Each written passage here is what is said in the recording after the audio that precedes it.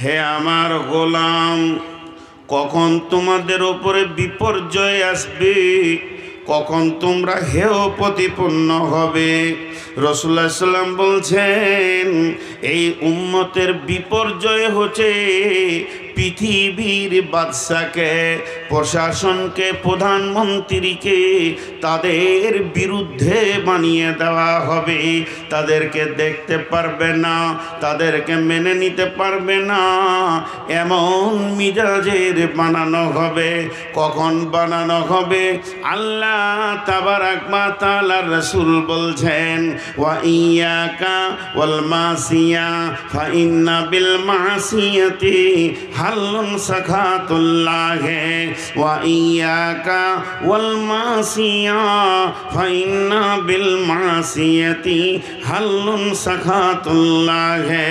যে এলাকায়, যে বস্তিতে, যে গ্রামে, যে টলাতে, যে পাড়াতে, যে জেলাতে, থানাতে, দেশে আল্লাহর নাফরমানি প্রকাশ্যভাবে চলবে, সদর রাস্তাতে, রাজপথে জুয়ো চলবে, তাস চলবে, লুডু চলবে, দাবা চলবে, বেশ্যা নাচবে, লুচ্চা নাচবে, রান্ডিগিরি চলবে, মদ চলবে, সুদে অহরহ লেগে যাবে।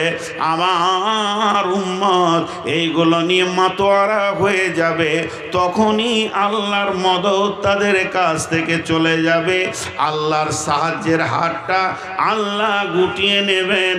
আর আল্লাহ নিজেই বলেছেন, হাত্তা ইয়াতি আল্লাহু বিআমরিহি, অতক্ষণ পর্যন্ত, যতক্ষণ পর্যন্ত আল্লাহর হুকুম না এসেছে। ওয়াল্লাহু লা ইয়াহদিল কওমাল ফাসিকিন, আল্লাহ এই ফাসিক বেঈমানদেরকে হেদায়েতের রাস্তা দেন না।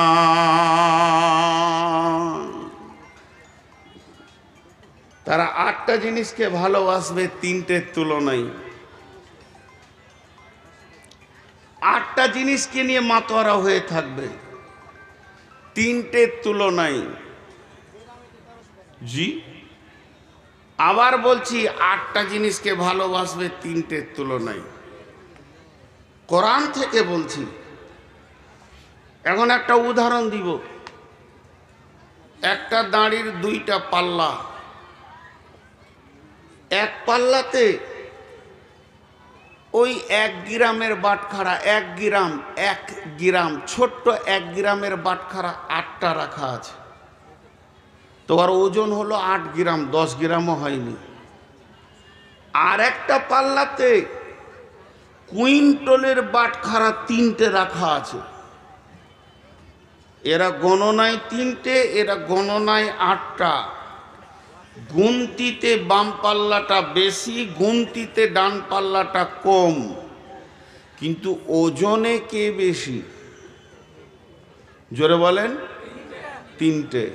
তো ওজনে যে 3টে বেশি, এটা বলবে কে? তার নাম কি? কাঁটা। কে বলবে? কাঁটা কোন দিকে ঝুঁকবে? 3টের দিকে না 8টার দিকে? 3টের দিকে কাঁটা যখন তোলা হবে পাল্লাটা, তা 3টের দিকে এমনি করে বলবে, দেখ আমি ঠিক বলছি, এরাই বেশি।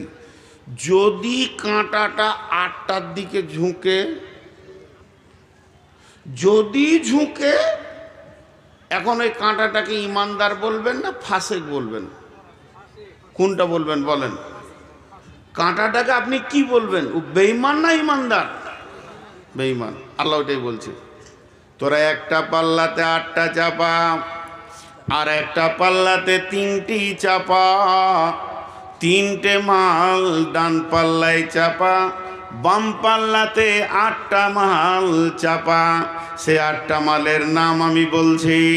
কুল ইন কানা আবাউকুম ওয়া আবনাউকুম ওয়া ইখওয়ানুকুম ওয়া আজওয়াজুকুম ওয়া আসীরাতুকুম ওয়া আমওয়ালুন ইকতারাফতুমুহা ওয়া তিজারাতুন তাকসাউনা কাসাদাহা ওয়া মাসাকিনু তারদাউনাহা। এই 8টা হলো কি? বাপের মহব্বত, সন্তানের মহব্বত, ভাইয়ের মহব্বত, বিবির মহব্বত, বন্ধু বান্ধবের মহব্বত। পাঁচটা হলো সঞ্চিত মালের মহব্বত, যে মালকে তুমি সঞ্চয় করেছো তার মহব্বত, যে ঘরটা তুমি বানিয়েছো এই ঘরের মহব্বত। আর 8 নম্বরে হলো চাকরি বাকরি ব্যবসা বাণিজ্য যেটা রয়েছে এইগুলির মহব্বত। আরেকবার বলছি, বাপের মহব্বত, বেটার মহব্বত, ভাইয়ের মহব্বত, আপনার বিবির মহব্বত, বন্ধুর মহব্বত, সঞ্চিত মালের মহব্বত, ঘর বাড়ি অট্টালিকার মহব্বত, এবং যে চাকরি বাকরি ব্যবসা বাণিজ্য তুমি করো তার মহব্বত। 8টা জিনিসের মহব্বতকে নিয়ে এসে একটা নারীর পাল্লায় দিয়ে দাও।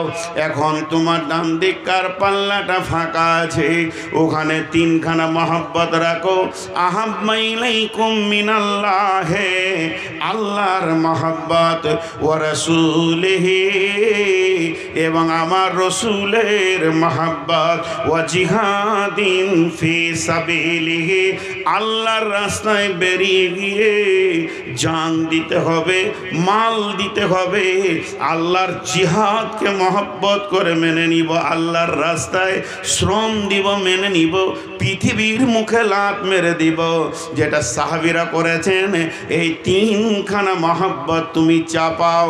হে পৃথিবীর মুসলমান, এবার তোমার দিলের ভিতরে একটি কাঁটা আছে, দাড়িটা ওপর দিয়ে মনে মনে মনে মনে তোলো। এবার দেখো তোমার দিলের কাঁটাটা 3 দিকে যেছে না 8 দিকে যেছে।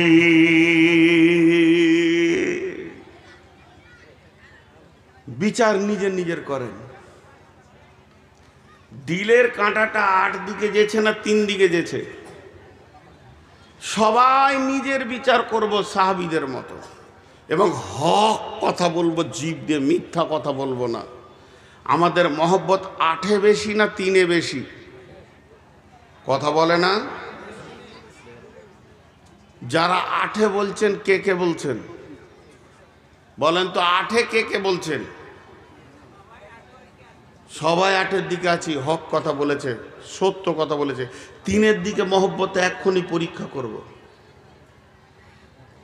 আজকে চিন্তামণি গ্রামে 28 থেকে 30টা বিল্ডিং আছে, মসজিদটা এতিমখানা হয়ে আছে। ওদের যদি মহব্বত আল্লাহর ঘরে বেশি হতো তাহলে ওটা এতিমখানা থাকতো না। রসুলের ওপরে মহব্বত থাকলে এটা ইউনিভার্সিটি হতো। মিশন বলে যে একটা স্কুল আজ থেকে 20 বছর আগে ছিল না, 25 বছর আগে, 30 বছর আগে ছিল না।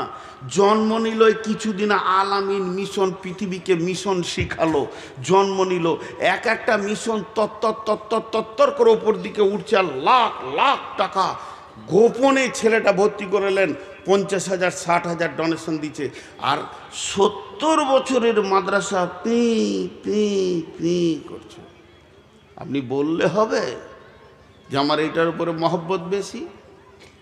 রসুলের উপরে মহব্বত। একবার গালের মাফলারটা সরান, দেখি এখানে কটা ইমানদার আছে। সরান গালের মাফলারটা। মিথ্যা কথা, মিথ্যা কথা, মিথ্যা কথা। জি, এখানে 2টো ফ্যান আছে, ওইখানে ফ্যান 2টা ঘুরছে, পরপর পর করে ঘুরছে। রেগুলেটরটা আমার হাতে, আমি ডান দিক কাটা এমনি করে বাড়াচ্ছি আর বাঁ দিক কাটা কমাচ্ছি। বাঁ দিককার ফ্যানের শক্তি কমবে হাওয়ার, ডান দিককার শক্তি বাড়বে। আবার বাঁ দিক কাটা বাড়াচ্ছি, ডান দিক কাটা কমাচ্ছি। তো সারা পৃথিবীর সমস্ত শক্তির কন্ট্রোলার কে? আল্লাহ। এখন ইমিগ্রেশন যে এয়ারপোর্টে হয়, একটা দরজা আছে কম্পিউটার লাগানো, আর সেখানে সফটওয়্যার দেওয়া আছে কোন কোন মাল গেলে তুই সাউন্ডটা আলাদা করবি, কোন কোন মাল গেলে, আর কোন মালটা না থাকলে সাউন্ডটা করিস না। জি, তো জেদ্দা এয়ারপোর্টে আমাদেরকে বললো ঘড়ি, জুতা, মোবাইল সব ভরে দেন ব্যাগে, দিয়ে ওইদিকে পার করে দিলে। এবার তুমি খালি এসো। খালি দিয়েছি, কিন্তু ঘড়িটা খুলতে ভুলে গেছি, জুব্বার ভিতরে আছে। তো জটা লোক পেরোচ্ছে, টিক ঠিক চলে যা।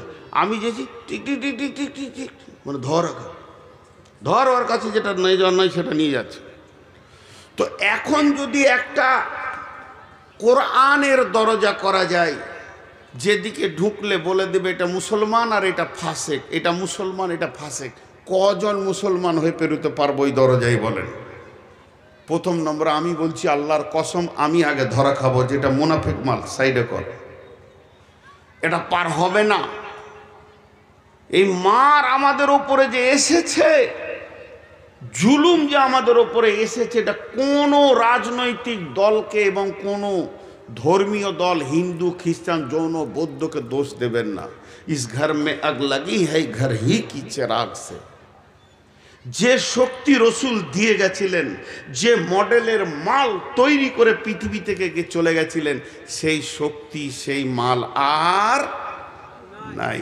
খালি নামটা মুসলমান, আধার কার্ডে মুসলমান, ভোটার কার্ডে মুসলমান, পাসপোর্টে মুসলমান, ভোটার লিস্টে মুসলমান, কিন্তু মসজিদের খাতাতে মুসলমান উল্লয়। জি, মসজিদের খাতাতে মুসলমান লয়। একজনার তাহাজ্জুদের নামাজ পড়তো রেগুলার, এত তাহাজ্জুদ পড়নেওয়ালা ছিল, সপ্তাহে কোরআন খতম করতেন, এত কোরআন পড়নেওয়ালা ছিলেন, এত জিকির করনেওয়ালা ছিলেন যে মসজিদে 24 ঘন্টার মধ্যে বেশিরভাগ ঘন্টা কাটিয়ে দিতেন। ইমাম সাহেবকেও ভোরে উঠিয়ে দিতেন, ওস্তাদ উঠেন, টাইম হয়ে গেছে, আজান হয়ে গেছে। ইমাম সাহেবও জানতেন যে ওই লোক আমাকে উঠাবে। সেই লোকের একটা দোকান ছিল, এখন 4খানা দোকান হয়ে গেছে ওই একটাকে নিয়ে, আরও 3টে বেড়েছে। জুমা পর্যন্ত বাদ, জুমাতেও আসতে পারে না। জুমা তার তেলাওয়াত তো দূরের কথা, জিকির তো দূরের কথা, রাতে ওঠা তো দূরের কথা, জুমাতেও আসতে পারে না। তাবলীগ জামাত এসছে ওই গ্রামে, তো আমির সাহেব গাছতে বেরিয়েছে, তো ইমাম সাহেব ওর কানে বলছে, হুজুর ওই যে আব্দুল লতিফ ভাইয়ের দোকানটায় আপনি যাবেন তো, উনি তাহাজ্জুদ পড়তেন, এখন জুমা পড়ে না। ওর দোকানের সামনে সব জামাতের লোকটি কিনে দাঁড়িয়ে বলছে, আসসালামু আলাইকুম আব্দুল লতিফ ভাই, আপনি কত ভালো মানুষ ছিলেন, আল্লাহর রহমত, আপনি তাহাজ্জুদ পড়েছেন এই গ্রামে এসে শুনছি, এখন জুমাও যেতে পারছেন না। জি জি জি জি আমির সাহেব, কথাটা খুব সত্য, আসলে এখন দোকান বেশি হয়ে এত ব্যস্ত হয়ে, দোয়া করেন দোয়া করেন দোয়া করেন বলেছে। এবার আমির সাহেব বলছে হাত তুলে দোয়া করো সব সাথীদেরকে। এই আল্লাহ, আব্দুল লতিফ ভাই তাহাজ্জুদ পড়েছেন, সপ্তাহে কোরআন খতম করেছেন, সারা রাত তোমার দরবারে পড়ে কেঁদেছেন, এইরকম একটা মুসাল্লি মাবুদ গো এখন এত ব্যস্ত হয়ে গেছে। তখন একটা দোকান ছিল, দোকান চালিয়ে তোমাকে ডেকেছে, এখন 4খানা দোকান হয়েছে, আর তোমাকে ডাকতে পারছে না। মাবুদ, আমরা বিদেশি মানুষ, তোমার দরবারে দোয়া করছি, আব্দুল লতিফ ভাইয়ের 3খানা দোকানকে ধ্বংস করে দাও, আবার একটা করে দাও। দাঁড়ান দাঁড়ান আমি স্যার দোয়াটা, আমি স্যার দাঁড়ান, দোয়াটা গোলমাল হয়েছে। চুপ, কাকে ভালোবাসো? দোকানকে। আমরা যত দোকানকে ঘরের কারণে, ব্যবসার কারণে, বাণিজ্যর কারণে আমার সব ছাড়া যেতে পারে, কিন্তু ওটা ছাড়া যাবে না। আল্লাহ তাবারাক ওয়া তাআলা বলছেন, আমি ওপর থেকে শিশি নিয়ে তোদেরকে দেখছি। এটা আমি উদাহরণ দিচ্ছি, এটা কোনো আয়াত নয়, এটা হাদিস নয়। ধরেলেন আল্লাহ আসমান থেকে দেখছেন, দেখছেন কথাটা বড় সত্য, প্রতি নজরেই আমাদের দিকে রয়েছে। আমরা সকালে সূর্য ওঠা থেকে নিয়ে বিবির পেছনে সময় দিলাম, আব্বার পেছনে দিলাম, সন্তানের পেছনে দিলাম, বন্ধুকে নিয়ে আনন্দ করে এলাম, আর ভাইকে আনন্দ করলাম, ছেলেকে নিয়ে মিশনে দিয়ে এলাম, টাকা দিলাম, পয়সা দিলাম। এই করতে করতে সন্ধ্যা হলো। সন্ধ্যাতে এসে আবার মা বাপ ছেলে পিলে ব্যবসা বাণিজ্য হিসাব নিকাশ নিয়ে মাগরিব হলো এশা হলো 24টা ঘন্টা রাউন্ড হয়ে গেল, আল্লাহ 10টা মিনিট আমার কাছ থেকে পেল না। আমার চেহারাতে রসুল নাই, ব্যবহারে রসুল নাই। এই করতে করতে 1 দিন গেল, 2 দিন গেল, 3 দিন গেল, 10 দিন গেল, 20 দিন গেল, 25 দিন গেল, 27 দিন পেরিয়ে গেছে। আর 3টে দিন আছে মাস হতে। এখনো আমার রব এতিমের মতো আমার দিকে তাকিয়ে আছে। আমার গোলাম আমাকে কখন সময় দেবে, আমার নবীর চেহারাটা কখন আনবে, আমার গোলাম কখন আমার দিনকে বাঁচানোর জন্যে দোকানে তালা মারবে, ব্যবসায় তালা মারবে, বাণিজ্যে তালা মারবে, স্কুলে চাকরিতে ছুটি নেবে, মাঠে যাবে না, 3 দিন আল্লাহর রাস্তায় বেরিয়ে যাবে, মানুষের পায়ে ধরবে আল্লাহর গোলামির জন্যে, না বেনামাজির দরজায় যাবে, মাতালের দরজায় যাবে। গেল না, 28টা দিন গেল, 29টা দিন গেল, 30টা দিনে আল্লাহ পেল না, দিন পেল না, রসুল পেল না। আমার রব ওর দরজা থেকে বেজ্জতি হয়ে ঘুরে গেল। এই অবস্থায় আমার আল্লাহ একটা ভাষা ব্যবহার করছে, ভাষাটার নাম হচ্ছে ফাতারাব্বাসু, ফাতারাব্বাসু, ফাতারাব্বাসু, ফাতারাব্বাসু। সূরা তওবার মধ্যে রয়েছে, আল্লাহ বলছেন ফাতারাব্বাসু হাত্তা ইয়াতিয়াল্লাহু বিআমরিহি। আপনি আমার গালে মারলেন টানে একটা চর, গাল চঞ্চন চঞ্চন করে গেল। বাড়ি বর্ধমান, আপনার বাড়ি চিন্তামণি। কি বলবো, পাঁড় মাতাল তেমনি গায়ে বলও আছে। খালি এমনি করে তাকিয়ে দেখলাম, গাড়িতে বসলাম তো তাকিয়ে আছেন এমনি করে। ড্রাইভারকে বললাম চল। এই চল বলে যখন বেরিয়ে গেছি তখন খালি একটা শব্দ বলেছি ওনাকে, ঠিক আছে। ঠিক আছে মানেটা কি বলেন? ঠিক আছে মানেটা আপনারা বলেন, আমি আপনাদের মুখ থেকে শুনবো। তো আল্লাহ গোটা মাস বছর তাকিয়ে নিজে পেল না, রসুলও পেল না। দাড়ি চেটে ছেঁচে ছেঁকে টাকনুর নিচে কাপড় পরে, বাম হাতে পানি খেয়ে, সিগারেট, বিড়ি, জুয়ো, তাস, লুডু, দাবা। আল্লাহ শেষ ভাষা বলছে ঠিক আছে, ঠিক আছে, মুদিকে আসতে দে।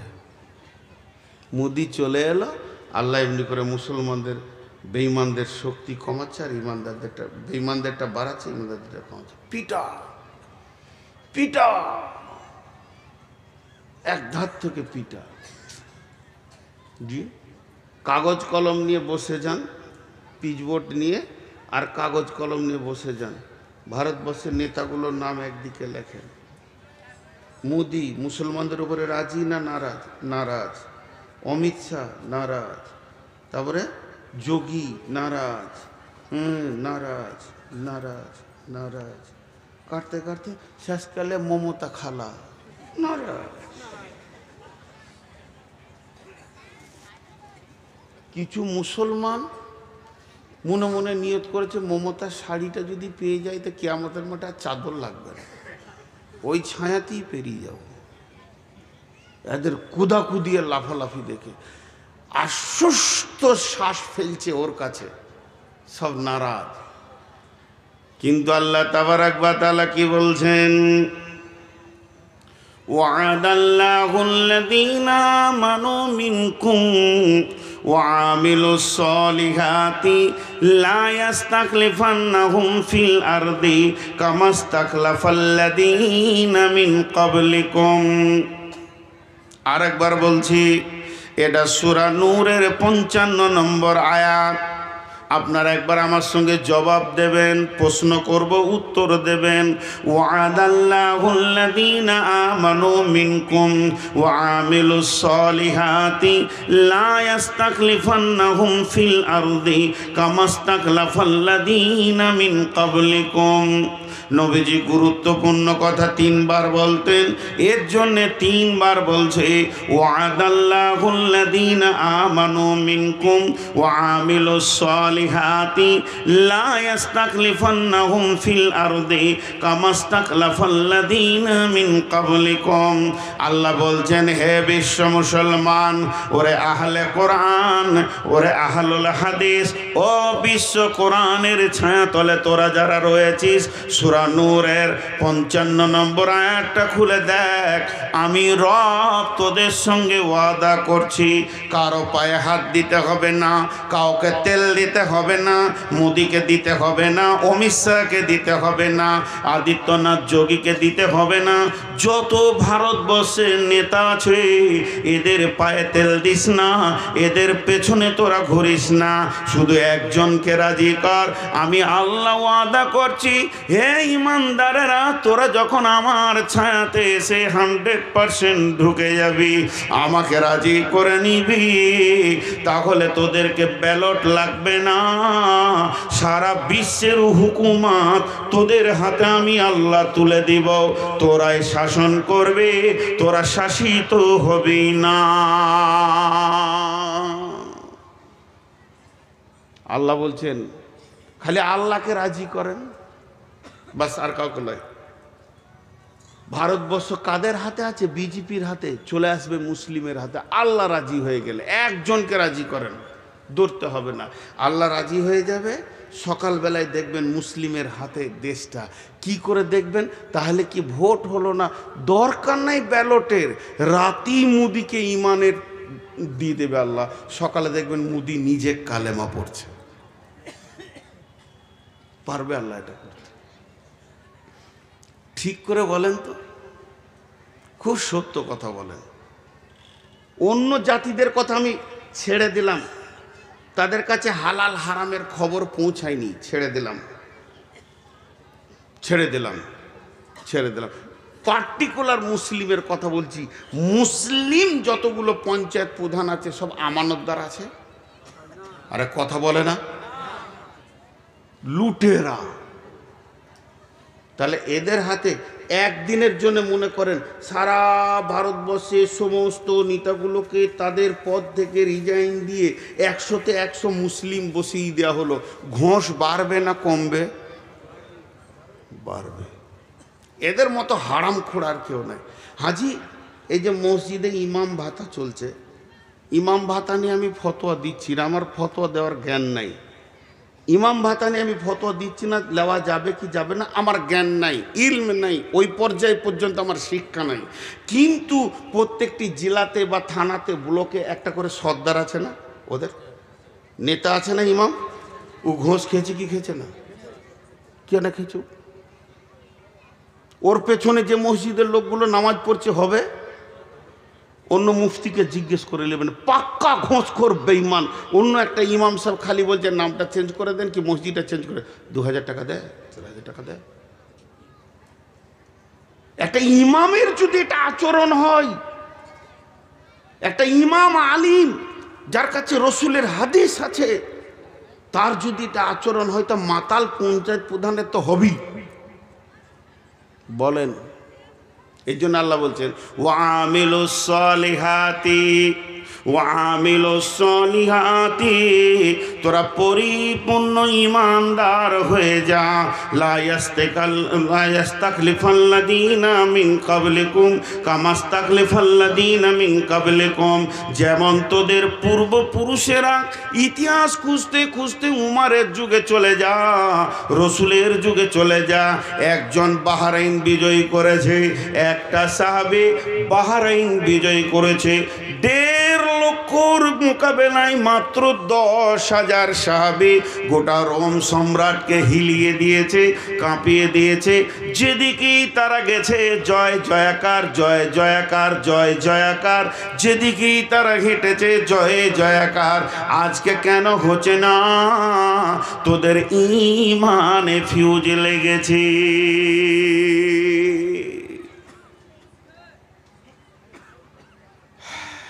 তোদের হাতে কেন আজকে দিচ্ছেন আল্লাহ? তোদের হাতে কেন রাজ্য দিচ্ছেন আল্লাহ? তোদের চরিত্র শেষ। আল্লাহ বেঈমানকে তো দেবে না। উমারের জামানায় ওই কতক্ষণ চালাবে তুমি, আর আমাকে তাকিয়ে থাকতে হবে? মোবাইলটা খুলে ঘর যাও, এখনো বসানো।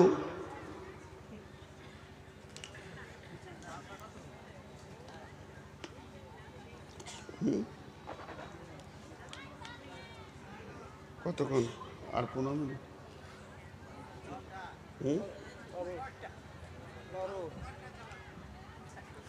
বলছে 12 ঘন্টা। কারণ বাবার ক্ষমতা আছে 12 ঘন্টা ওকে। আমার বড় ভাই বলছে 12 ঘন্টা। জি দেখেন, এখানে একটা মজার কথা আপনাদেরকে বলি। উমারের জামানার একটা ঘটনা শুনেন।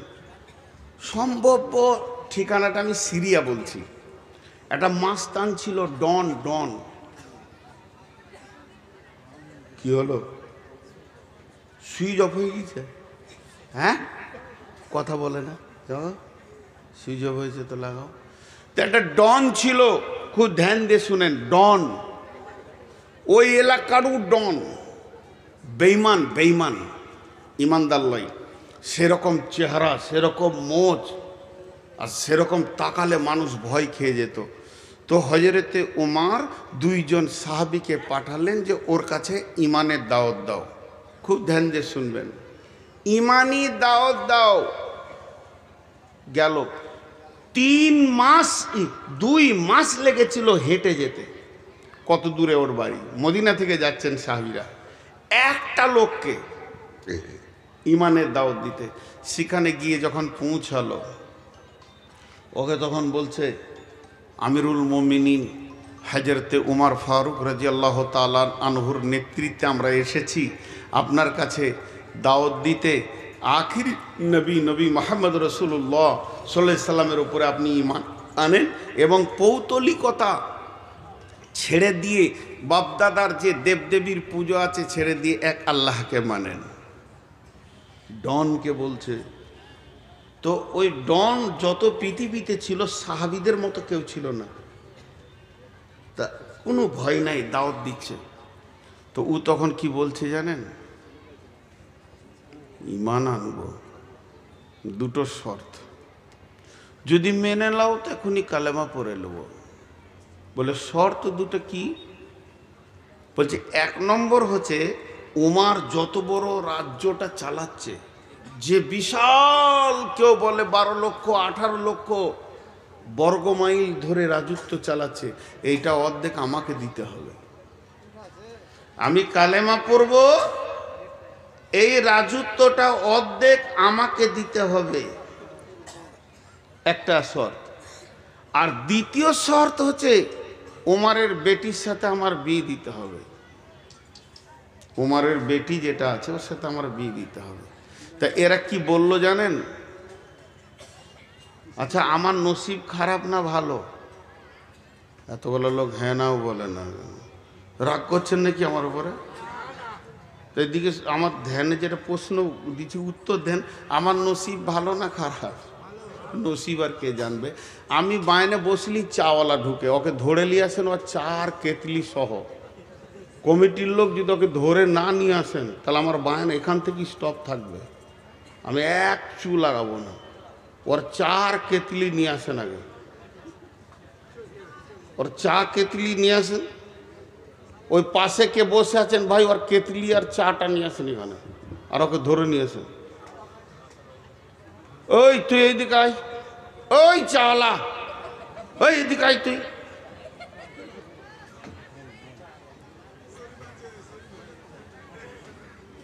ওকে চিনে রাখতো, বায়নের শেষে ওকে আমি দেখা করবো, ওর ক কাপ চা বেচার দরকার আছে। ভাগ এখান থেকে, বহরমপুর যা। লজ্জা সরব নাই। তো কটা শর্ত করলেন? 2টো। একটা অর্ধেক রাজত্ব দিতে হবে, আর একটা হলো ওর বেটির সঙ্গে বিয়ে দিতে হবে। এই 2 জন এবার কি বলছে দেখেন। বলছে, ভাই তুমি যদি কালেমাটা পড়ে লাও, আশহাদু আল্লা ইলাহা ইল্লাল্লাহ ওয়া আশহাদু আন্না মুহাম্মাদান আবদুহু ওয়া রাসূলুহু, এটা যদি পড়ে লাও তো অর্ধেক রাজত্বটা উমারকে বলে ব্যবস্থা করে দিব।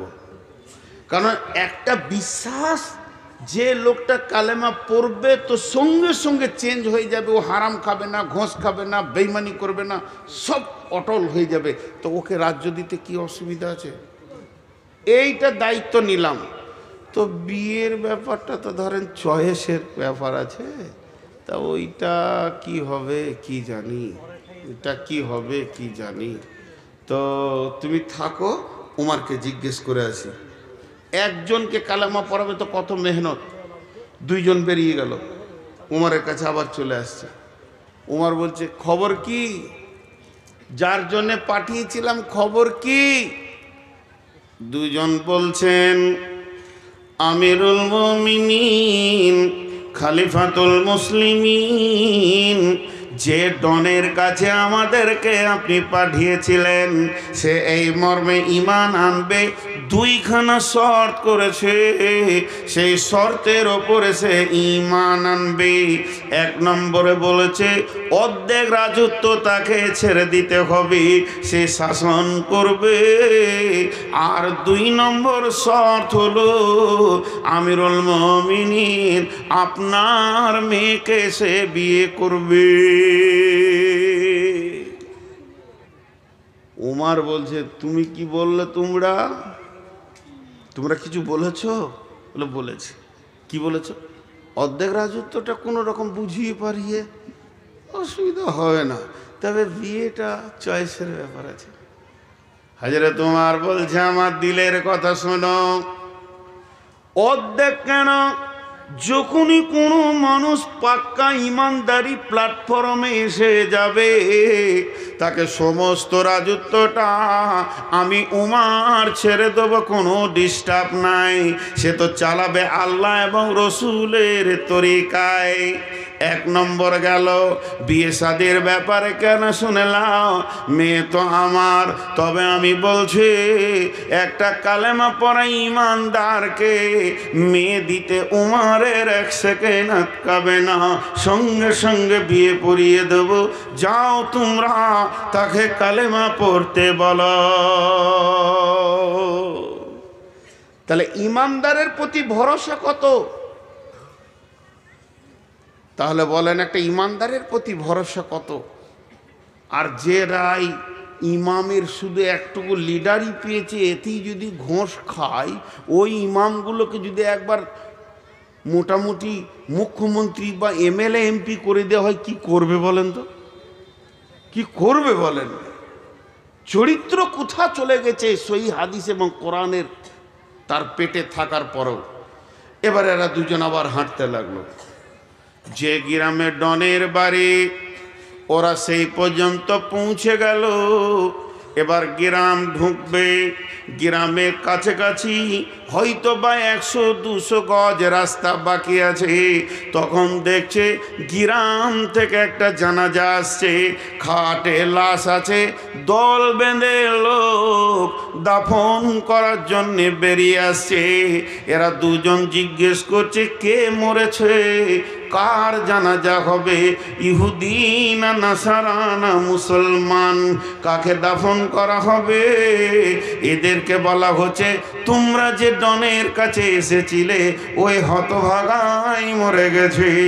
তখন এরা বলল হতভাগা রে, তোর কপালে আর মানে ঈমান আল্লাহ লেখেনি, বেঈমান হালাতি পৃথিবী থেকে চলে গেল। তার মানে একটা ঈমানদারের ওপর কত ভরসা থাকা দরকার। মুসলমান জুয়োতে পাবে এদেরকে বেশি, মুসলমান সুদের ময়দানে এদেরকে বেশি, মুসলমান জেনার ময়দানে রান্ডিখানায় এদেরকে বেশি, যেখানেই বেশ্যাখানা মুসলমানের ছেলে বেশি, অন্য মানে আদা ছেলে পাওয়া যায় না। শুধু তাই নয়, তাসে লুডোতে দাবাতে মদেতে মুসলমান তুমি বেশি। এখন এত বেশি শয়তান গ্রাস করে নিয়েছে, মুসলমানের আসল শক্তিটাই শেষ হয়ে গেছে। আল্লাহর নবী বলছেন আমার উম্মত অহান রোগে ভুগবে। সাহাবীরা প্রশ্ন করলেন, মা অহান, ইয়া রাসূলুল্লাহ অহান জিনিসটা কি? নবীজি বললেন, হুব্বুদ দুনিয়া কারাহাতিল মত। আমার উম্মতের ভিতরে পৃথিবীর মহব্বত বেড়ে যাবে এবং মত বা আখিরাতকে সে ঘৃণা করবে। তখনই আমার উম্মত দুর্বল হয়ে যাবে, অন্য জাতি এসে লাত মারবে। দলদলেতে পড়েছে হাতি, ব্যাঙে মারছে লাথি। হাতি দলদলেতে পড়ে গেছে আর ব্যাঙ হাতির মাথায় লাত মেরে চলে গেছে।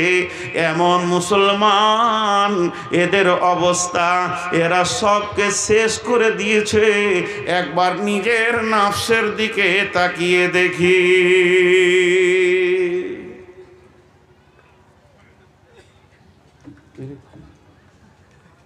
কি ঘটবে শেষখানে স্টেজে, আমি তাই চিন্তা করছি। একজনা পড়ে গেছে, একজনা কি খবর আনছে বারবার জিবরাইলের মতন। হ্যাঁ হ্যাঁ, তাই তো মনে হচ্ছে। কাজও নাই, সময়ও নাই, অবসরও নাই। খালি মনে হচ্ছে আমার বিরুদ্ধে প্ল্যান চলছে, তাহলে আমাকে বাইন করতে ভালো লাগবে। কারো যদি এটা মনে ঢুকে যায় যে আমার বিরুদ্ধে প্ল্যান চলছে, তাহলে ভালো লাগবে বাইন করতে। আপনাদের বিরক্ত লাগছে নাকি?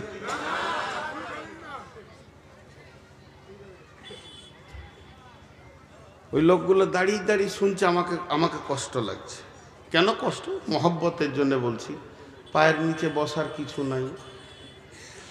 তো এ হয়ে গেছে আমাদের আজকের সব থেকে বড় ক্ষতি। ইসলামকে কি বলেছেন রাসূলুল্লাহ সাল্লাল্লাহু আলাইহি ওয়াসাল্লাম? প্রাসাদ। সহি বুখারীর হাদিস। ইসলাম হলো একটা প্রাসাদ। সেই প্রাসাদে যতগুলো ইট লেগেছে, প্রথম ইটটাকে হযরত আদম আলাইহিস সালাম, আর শেষ ইটকে নবী মুহাম্মদ রাসূলুল্লাহ সাল্লাল্লাহু আলাইহি ওয়াসাল্লাম। তার মানে কম বেশি 1.5 লাখ ইট লেগেছে। ওই প্রাসাদটা তৈরি করতে কত ইট লেগেছে? কম বেশি, অ্যাকুরেটি বলছি না, কম বেশি 1.5 লক্ষ। প্রাসাদ মানে কি? প্রাসাদ মানে সুন্দর সাজানো ঘর। বুঝতে পেরেছেন? সুন্দর সাজানো ঘর। এবার ওই সাজানো ঘরে আগুন লেগেছে। জানলাতে আগুন, দরজায় আগুন, খাটে আগুন, বিছানায় আগুন, আলমারিতে আগুন, শোকেসে আগুন। আগুনটা লাগিয়েছে কে? ভারত জ্বলছে, কাশ্মীর জ্বলছে, মায়ানমার জ্বলছে, রোহিঙ্গা জ্বলছে, বাংলাদেশ জ্বলছে, পাকিস্তান জ্বলছে। ভারতের মুসলমানের থেকে বাংলাদেশের মুসলমান বেশি জ্বলছে। ওরা হলো মুনাফিক, বেশি জ্বলছে। আমরা অনেক ভালো আছি আলহামদুলিল্লাহ। জাসুস আর তাজাসুসি আর বেঈমানি, যে যত তাহাজ্জুদ পড়ে সে তত বেঈমানি করে। বাংলাদেশে সপ্তাহে রোজা বাদ দেয় না, আর বেঈমানিতে প্রথম সারি ধরা আছে। তো সারা বিশ্ব যেন আগুনে দাও দাও দাও দাও দাও দাও দাও দাও করে জ্বলছে। সারা বিশ্ব। শুধু মুসলমান নামে প্রাসাদ আগুন লেগেছে, অন্যটা লাগেনি। তো এই আগুনটা লাগিয়েছে কে? একজন বড় আল্লাহর ওলি বলছেন, ইস ঘর মে আগ লাগি হ্যায় ঘর হি কি চিরাগ সে। ঘরের প্রদীপই ঘর জ্বলছে, দোষ কাকে দেবেন? ঘরের প্রদীপে যদি ঘর জ্বলে, লাঠি নিয়ে কাকে খুঁজবেন? কথা বলে না। এদিকে বলছে চালান এখনো, আর আমি যেটা জিজ্ঞেস করছি তার উত্তর দিচ্ছে না। আমি একটা কথা আপনাদেরকে বলি না, বচনে বচনে বিটি হারাইল কেথা, ভেরলের যুদ্ধতে গেল শিয়ালের মাথা, মা বিটিতে ঝগড়া করে বটি পড়ল নাকে, তিনজনের মধ্যে দোষ দিব কাকে? বিচার করেন তো। এটা অনেকবার বলেছি, এটা বহুদিন পর আবার বললাম। এক বুড়ি বিটির বাড়ি যাচ্ছে, 1 লাখ টাকা নিয়ে ছিঁড়া কাঁথায় গটিয়ে নিয়েছে, যে খালি ওর চোপা চলছে, খালি মুখ বন্ধ নেই। আমার যা হবে হোক গা, ক্যাথা যেন না হারায়, আমার যেটা হবে হোক গা, ক্যাথা যেন না হারায়। টোটোতে উঠছে, বসছে, নৌকায় চাপতে গিয়েছে, যেই ক্যাঁথাটা নিয়ে এমনি একজন যুবক ফাম করে পকেট মার ক্যাঁথা নিয়ে মারল দৌড়। দোষ কার? নিজের দোষ। চোপা না চালাতিস না যেত। জি ভেরলের যুদ্ধতে গেল শিয়ালের মাথা, দুটো বড় বড় ষাঁড় ভেড়া ফটাস ফটাস করে মারছে, আর একটা শিয়াল খালি মুখ দিয়ে লাল পড়ছে, যেটা পড়বে ওইটা আমার, যেটা পড়বে ওইটা আমার। অনেকক্ষণ ধরে ওদের ঝগড়া চলছে। এই মনে মনে করছে ওরা নাটক করছে নাকি রে, এখনো পড়ে না কেন, কিন্তু ভেড়ার মাথা খুব শক্ত, তো পড়ে না কেন রে। তো একবার মাঝে ঢুকে টেস্ট করতে গেছে, দুদিক থেকে মেরেছে, তো ওই লাশ, এই যে লাশটা পড়লো দোষ কার? ওর নিজের দোষ। তার মানে এমএলএ নমিনেশন ফাইল চলছে, দাঁড়িয়েছে কে? ঘোষ, গুয়ো, গুপ্ত, যেগুলো অজাত শিডিউল ক্লাস, তারা দাঁড়িয়েছে। একদিকে দাঁড়িয়েছে ব্যানার্জি, একদিকে দাঁড়িয়েছে চ্যাটার্জি, একদিকে দাঁড়িয়েছে মমতা ব্যানার্জি, আর একদিকে দাঁড়িয়েছে কে? ওই বুদ্ধদেব ভট্টাচার্য। মধ্যখান থেকে মরছে এই ভেড়া কটা, এই চালাক মুসলমান কটা। ভেরলের যুদ্ধ চলছে ভারতবর্ষে, লাশ হচ্ছে কারা? মুসলিমরা। ওকে খালি বলেছে 3 কেজি পঞ্চায়েতে গম দেবো তোকে, অতি রং মেখে জিনো ও জিনো ও তৃণমূল কংগ্রেস জিনো ও